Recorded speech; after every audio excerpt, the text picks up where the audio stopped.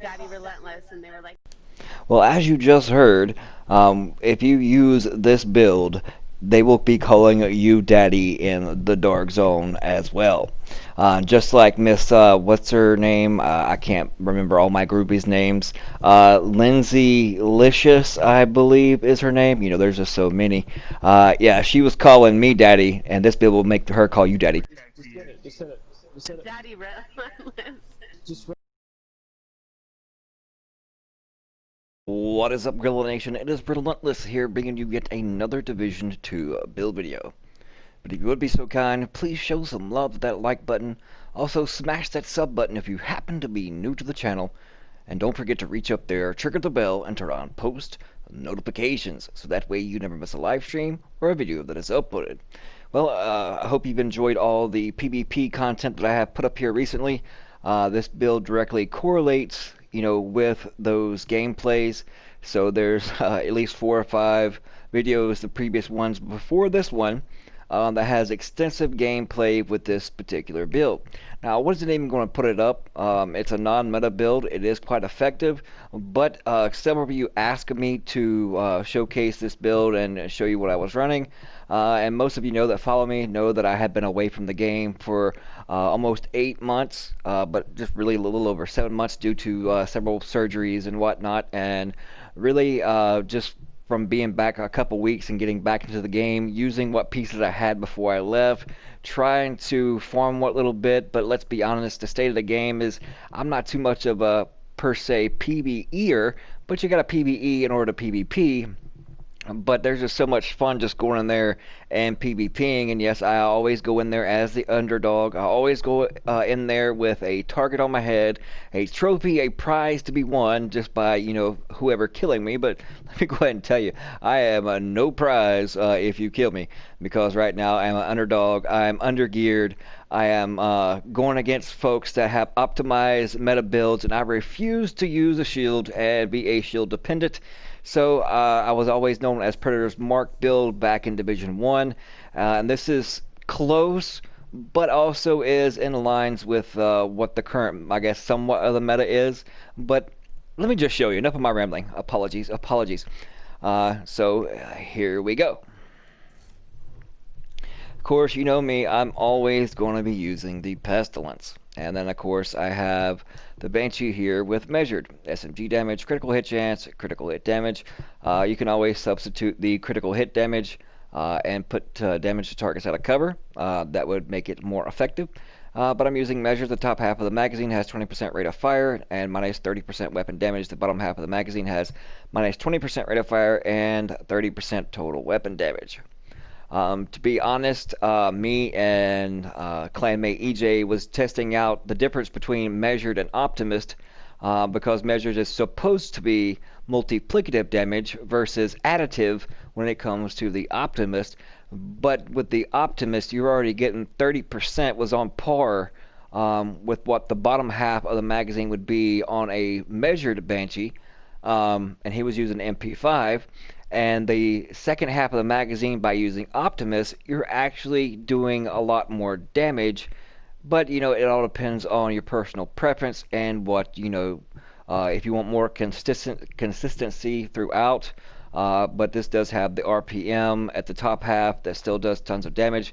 But we're mainly here wanting to inflict damage and also inflict some bleed, because we want to bleed those shield dependents dry. And of course, the Pestilence, we're doing bleed and hitting them with the Plague of the Outcast simultaneously, so they're ticking for 2 different things at the same time. Of course, I'm using the Demolitionist just because my teammates do additional damage to targets out of cover, so that is always coming in handy.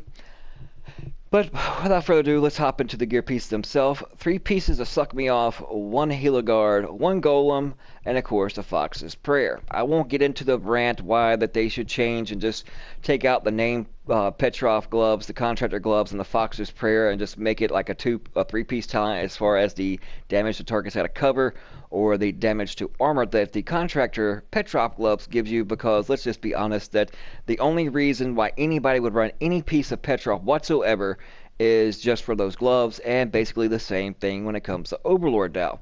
And it's become the staple of every single build. But, it's used, I say, as more of a crush, just like all things like the shield kind of thing. And in my personal opinion, they need to change it up, but that's for another video. Starting out first with chest piece, weapon damage, critical hit chance, status effect, and then critical hit damage, and we're utilizing trauma. Applies blind to an enemy, hit to the head, cooldown 30 seconds. Applies bleed to an enemy, hit in the chest, cooldown 30 seconds. So whether you ding them in the chest or ding them in the noggin, but we're not trying for the headshots, so we're mostly going for the body shots to inflict that bleed. And the more stats effects you have percentage-wise on each individual piece is what's going to make that bleed stronger. The second piece, of course, is the firm handshakes. Suck Me Off gloves with max armor, max stats effects, and of course critical hit damage. The third piece of Suck Me Off is weapon damage, critical hit damage, and status effects. As you can see, I have not rolled this piece yet, so I'll probably just top it off with the maximum amount of weapon damage. Or if you want to be tankier, it's all up to personal preference as far as how you legitimize your Legos when it comes to how many blues you want versus reds.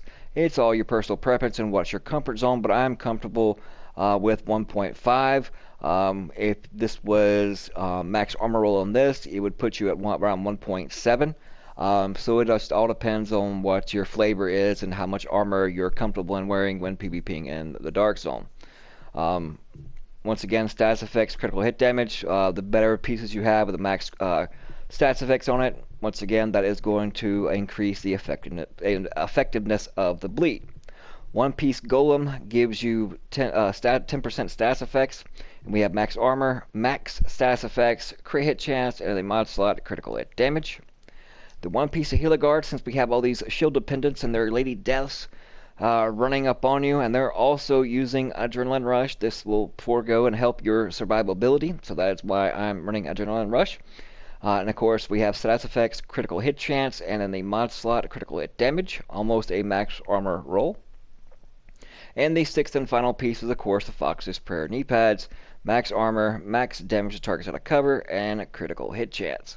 Now, if I'm able to find a pair, I have two as of right now, but this one is the weapon damage. Now, if it already had, say, stats effects on it, which is I can change this now, but it'll drop armor to 1.3, and I would rather be a comfortable 1.5. But per se, let's say I would put stats effects on this piece right here, and it had max armor roll, that would increase the effectiveness of the bleed.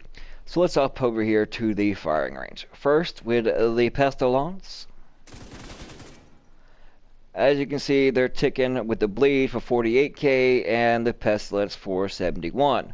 For a total of over 100k a tick. And of course, with the Pestilence, you're going to be continuing to fire, so the Pestilence is going to continue to increase on its tick, and then they're still going to be ticking from the bleed for 48k. And as you see, I got stats effects on every single piece, but just for shits and giggles, I'll show you what just adding a few percentages of Emperor's. We'll just use these and throw in another 7.7% stats effects to this build, and as you can see the numbers on the screen, we were at 48,557 as the bleed, and adding another 7%, now we're over 50k a tick. So I'm missing out on quite a bit of percentage-wise when it comes to stats effects. Not by much, but if I had max stats effect rolls and everything, then the bleed by itself is going to be ticking for 55k. And it's good for up close and mainly for those track stars of the Dark Zone that likes to run. It'll definitely slow them down, and you don't have to worry about a hive. But if you want to throw on a Stinger Hive and also bleed them that way, then you're just going to continually increase the effectiveness of that bleed, and the more bleed, the better. Bleed those shield dependents dry, but as far as when it comes to weaponry, use whatever talent, whatever weapon you so choose. However you want your Legos to line up when it comes to your blue or red attributes, adjust them accordingly. And this is what I usually have been running in the Dark Zone. I hope I've answered all your questions. If you want to see the stats on my character sheet, 53.1 critical hit chance, 113.7 critical hit damage, but I still have those Emperor's Guard knee pads on, so I about stuck my foot in my mouth. So let's switch back, and then we'll go to what it actually is. 58.1 critical hit chance, 113.7 critical hit damage, which is we're not more or less focusing on too much of the critical hit chance and damage as far as going full-blown critical hit damage. If you prefer to do that, of course, you can easily get up into the 160s, 170s, or higher, almost 200, just by taking off the stats effects where I have and put it on a critical hit damage. But that would drop your bleed effectiveness to anywhere between 30 to 34k. So that extra 12 to 15k bleed tick on there does actually come in handy. So that's why I forego the critical hit damage on the attribute pieces and went with the status effects. And these are the rest of the stats as follows: 34.9% all weapon damage and 40% submachine gun damage for a total of 74.9. There is everything as followed. And I hope you guys enjoyed it. I hope it's been informative. I hope I've answered all your questions like I said before, and I'm pretty sure you're tired of my rambling. So I'm going to head on out of here and hop back into trying to farm for some better pieces, so that way I can keep theory crafting and come up with builds that no one else is, particularly using, because just because it's a popular thing doesn't mean it's a right thing. That's how I look at it, and it's just the state of the game the way it is. In my opinion, a lot of things need to change up, and there would be more build diversity. But, beggars really can't be choosers. We got coal, for Christmas this year and pretty much last year from UB and Massive, so we just have to have fun and play with what we have and just enjoy the camaraderie with other players. And most importantly, be kind to each and every one, and also be kind to yourself. But thank you guys so much. Stay positive, and we'll see you fudging later.